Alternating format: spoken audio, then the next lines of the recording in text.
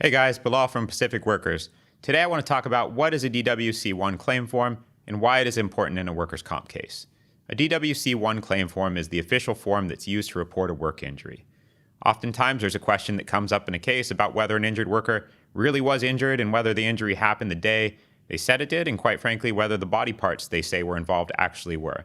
And so you use the claim form to officially report your injury to your employer, which is then passed along to the insurance company once it's completed by both parties. Oftentimes, we're unable to fill out the claim form due to an injury. Maybe you're hospitalized, you're in an ambulance, or you're incapacitated to the extent that you're not able to fill out the form. It's okay.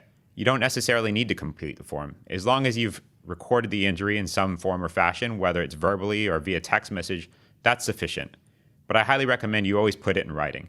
I can't tell you how many times we have cases where the employer comes back and tries to say that the injury didn't happen and that the injury was never reported. Make sure you document, and document. And to do that, the claim form's always best.